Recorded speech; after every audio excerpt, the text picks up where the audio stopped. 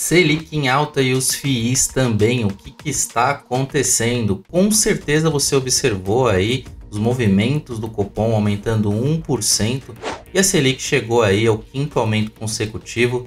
Qual o impacto isso nos fundos imobiliários, já que eles também vêm em alta? E antes de eu adentrar sobre toda essa explicação macro para o micro, deixa aqui nos comentários se você quero saber se você toma sua decisão de investimento com base na Selic, ou seja, quando a Selic está em trajetória de alta ou em patamares elevados, se você vende seus investimentos de renda variável e fundos imobiliários também, e se ela já está em trajetória de queda, e aqui eu vou deixar aqui um spoiler que isso eu acho que é um erro, trajetória de queda ou Selic mais baixa, você enche o carrinho aí de fundos imobiliários. Então, deixa aqui nos comentários que eu quero conhecer como você investe. Com certeza você já caiu nesse senso comum de ver aí vários conteúdos na internet de que tentam te convencer de quando a Selic sobe, os FIIs obrigatoriamente devem cair.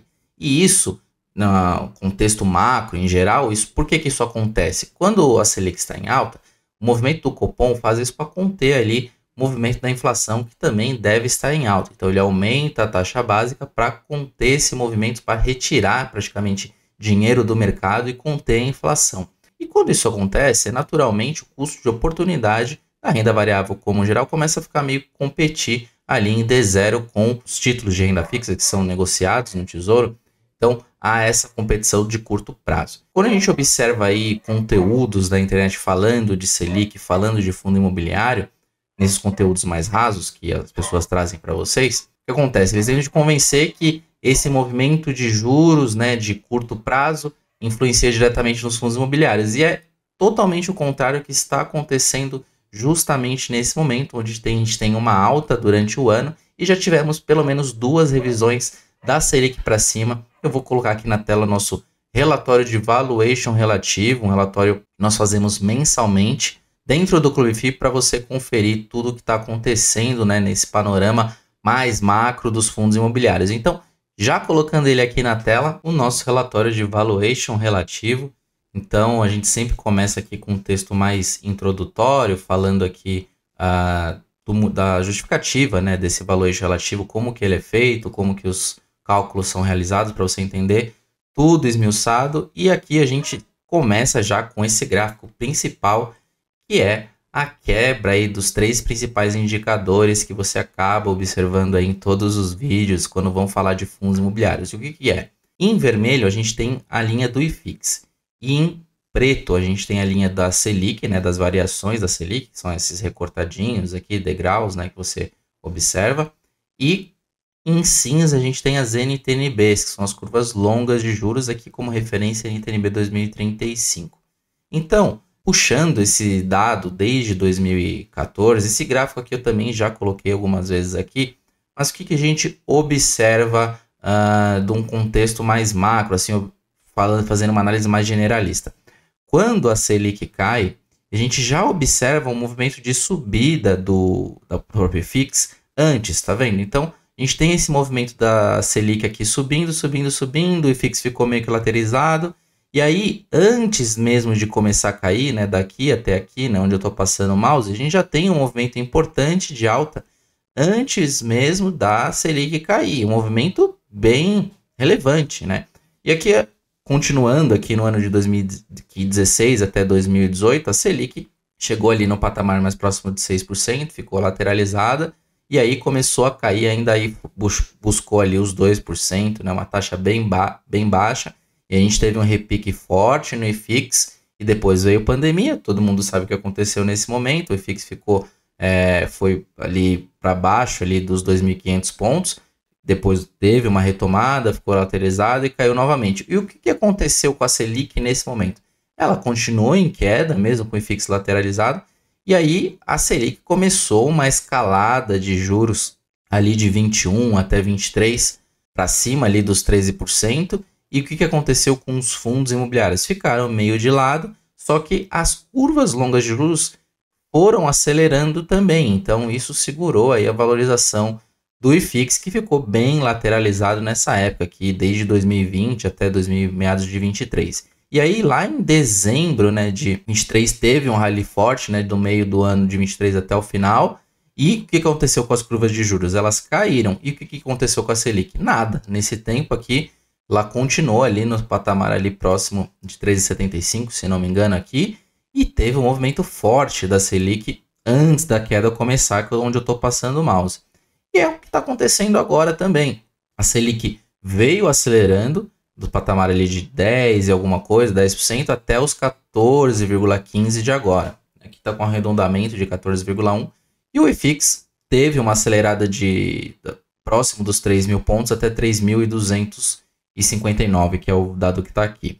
E o que aconteceu com as curvas de juros? A gente teve uma acelerada dessas curvas de juros longas desde meados ali de 24, tanto que isso derrubou o IFIX. A gente estava próximo ali dos 3.400 pontos, batendo 3.400 pontos, chegou a cair para menos de 3.000, 2.900 e alguma coisa, e isso por conta dessas taxas de juros altas, longas taxas de juros de longo prazo das NTNBs, que estão nos mesmos patamares lá da época de 2016, para quem não sabe, a época que era do governo Dilma, então a gente está nesse mesmo patamar de juros do que lá 2016, onde teve um cenário bem conturbado macroeconômico, impeachment e etc. Então, olhando aqui no curtíssimo prazo, olhando somente 2025, eu também separei os mesmos dados daquele gráfico anterior, só que só olhando 2025.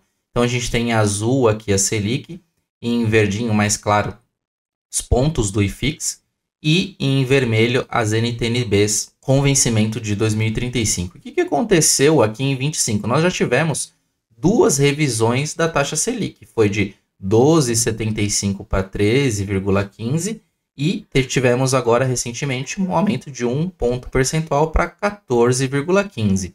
E o que aconteceu com o IFIX nesse período, né?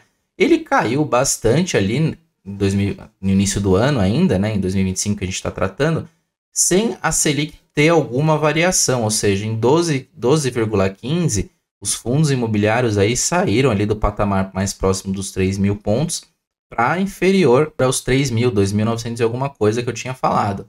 E o que aconteceu com as NTNBs nesse mesmo período? Olha como elas aceleraram de 7,61 a chegou quase bater 7,9, quase 8% nessa linhazinha aqui mais cinzinha claro. Então a gente teve uma aceleração, batendo quase IPCA mais 8 nesse vencimento de 10 anos, e os fundos imobiliários sofreram bastante. E ao mesmo tempo que a gente teve mais um aumento da Selic para 13,15 e depois ali para 14,15, né, um aumento de 1 ponto, os FIIs começaram a valorizar ali, se a gente for olhar, desde fevereiro até agora, o IFIX não para de subir, mesmo com esses dois aumentos na Selic. E o que aconteceu com as curvas longas? Elas saíram dos 7,9, né, 7,87 e chegaram a bater 7,50 e alguma coisa, e agora voltou a acelerar um pouquinho para 7,63. Então, tá muito claro aqui que o IFIX ele é muito mais correlacionado, mesmo no curto prazo, com as curvas longas do que, obviamente, com a Selic, que não tem uma correlação muito perfeita, uma descorrelação, melhor falando aqui, quando a gente fala, né, quando um sobe o outro cai. Então essa descorrelação ela é muito mais visível nas NTNBs, nas curvas longas de juros, como eu falo aqui diversas vezes. E voltando para o nosso relatório, na sequência aqui eu faço análise da rentabilidade do IFIX, que é o yield do IFIX, versus a NTNBs, também disponível no nosso relatório. Então, a gente tem um yield do IFIX hoje de 12,2%, já chegou a bater 13%, né? Quando a gente tinha um cenário de fundos imobiliários lá próximo dos 2.900 pontos, e as NTNBs tiveram uma aceleração forte, ainda estão em patamares bem elevados, só que teve um pequeno arrefecimento para 7,6% nas curvas, né, quando a gente fala da NTNB 2035. E quando a gente olha o spread, que é a diferença dessa linha preta para essa linha vermelha, que é um menos a outra, nós temos um spread de 4,5%, esse spread já chegou a ser 5%, esse spread era maior lá em 2023, né? Então chegou a ficar bem acima do desvio padrão, que a gente separa essas duas linhas cinzas, a linha cinza contínua e a linha cinza pontilhada são os desvio padrão da curva do spread. Então ficou 15% acima do desvio padrão. A gente está aqui na banda superior, onde 67% do tempo o spread fica dentro desse rate, sendo que a gente tem uma média de spread de 3,68, que é o prêmio de risco para investir em fundos imobiliários, ou seja, os fundos imobiliários têm aí uma vantagem de 3,68 na média, quando a gente compara um título de renda fixa de longo prazo. E essa é a métrica mais correta, não ficar olhando a Selic, ficar olhando essa canetada a cada 45 dias do que o Copom vai resolver, se vai aumentar ou se vai derrubar essa linha, mas o que importa realmente são as curvas longas. E o que eu estou falando aqui é da nata da curva longa, que é o spread da curva longa versus a rentabilidade do IFIX. E quando a gente faz a análise da rentabilidade, no relatório também a gente faz a quebra do que é rentabilidade de tijolo, o que é de papel e o que é de subsegmento dos fundos de tijolo. Então, colocando aqui na tela também, aqui já no início a gente coloca em azul, né, a rentabilidade, dividend yield aqui da média dos fundos de papel. Tudo isso do IFIX. Também a rentabilidade dos fundos de tijolo versus essa NTNB 2035. Então, tanto os fundos de papel, quanto tijolo, quanto fundos de fundo eles têm uma rentabilidade superior a essa NTNB 2035. Claro, tijolo tem a questão da revisão do IPCA acruado, né, que você tem uma questão ali de que os revisionais desses contratos revisam a inflação, então é muito mais comparável com a NTB 2035, porque os títulos de renda fixa que são atrelados, que estão encarteirados dentro desses fundos de papel, eles já têm a inflação embutida. Então, quando você vai olhar esse tipo de rentabilidade, é natural que os fundos de papel tenham uma rentabilidade um pouco mais alta. E quando a gente observa aqui numa análise comparativa, e aqui a gente faz para todos os segmentos, colocando apenas aqui um exemplo, a gente tem a evolução do yield do IFIX versus a NTNB e o desvio padrão da NTNB. Então, nós estamos num patamar bem elevado de NTNB, de curvas longas, como eu disse, muito mais próximo lá da época do impeachment. E quando a gente olha a evolução de yield por segmento, por exemplo, lajes corporativas, nós chegamos a bater um yield quase de 15%, agora o yield está mais próximo de 14%, e o spread também reduziu com essa valorização que a gente teve aí dos últimos 2 meses, 2 meses e meio. E quando a gente olha de spread de yield, eu também faço a mesma coisa. Pego o yield das lajes corporativas e subtraio aí das NTNBs, que atualmente o de laje corporativa está em 6,2. A gente faz isso para shopping center, faz pagar o pão logístico, fundo de fundo, faz também dos fundos híbridos, fundos de papel, de todos os principais segmentos. Mas onde eu queria chegar, justamente nessa análise comparativa que nós colocamos também por mês e também por classe dentro de tabelas. E aqui fica muito claro quanto que está pagando cada segmento, e também nós fazemos essas mesmas análises para o PVP. Então, fundo de papel pagando aí mais próximo de 13%, tijolo mais próximo de 11,4%. E quando a gente olha o yield do IFIX, estamos em 12,15%.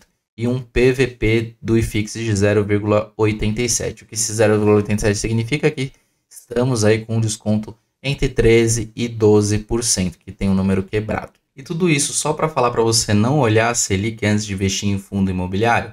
Não, calma que tem mais. Eu vou colocar aqui na tela a rentabilidade mensal do IFIX para a gente falar sobre timing de compra também. Porque teve um comentário no meu último vídeo que também foi muito interessante, que ele colocou aqui, 1 mês sem cair pra caramba e todos os canais metendo essa de subiu muito, tá ficando caro, é extremamente cansativo. E eu concordo com você, nós estamos aqui justamente para isso, para mostrar se está caro, se está barato, quanto que está, e só nós vamos nesse detalhe de NTNB, de não ficar olhando ali no contexto bem superficial da Selic. Então, justamente que nós estamos aqui para te auxiliar, e também temos as nossas carteiras que tem as melhores recomendações na nossa visão, os melhores fundos, conforme o seu perfil de investidor. Então, olhando aqui, a última tabela que eu vou colocar, nós temos os retornos mensais. E quando a gente olha o retorno dos últimos 2 meses, está em 8% e não terminou março ainda.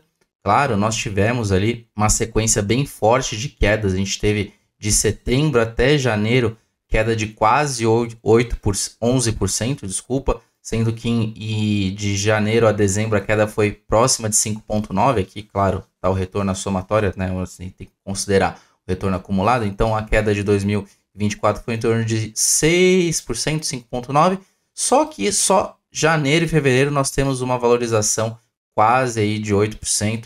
Então, os fundos imobiliários têm essa correção rápida. E o que aconteceu nesses últimos 2 meses? A Selic também subiu. Então, para você ter uma análise aí da rentabilidade, que a gente não fica só falando aí de valorização, desvalorização, não tem só thumbzinha, né, falando, é o melhor momento, já passou ou não. Realmente a gente teve um ponto ótimo ali. Claro, pode voltar a ter essas oportunidades, na minha visão. Tem até a matéria que eu vou colocar aqui, a manchete, né? Será que é um voo de galinha? Porque nós temos as taxas ainda de juros muito altas quando a gente olha aí na curva longa. Então, se essas taxas de juros se manterem nesse patamar, realmente a gente deve ter mais uma correção aí na frente dos fundos imobiliários, na minha visão. Então, agora me conta realmente nos comentários se você vai ficar esperando aí canetadas a cada 45 dias para tomar a decisão do seu investimento, ou se você vai se informar melhor, vai ir atrás dos melhores fundos. O market timing ele é muito importante, nós estamos ainda num excelente momento, como eu mostrei aí, nosso relatório de valuation relativo mostra isso também, nós vamos atualizar vocês mensalmente dentro do Clube FI, claro. E se você gostou, deixa sua curtida, se você chegou até aqui também, indique esse vídeo para outros amigos para a gente conseguir alcançar cada vez mais públicos. Um grande abraço e tchau, tchau.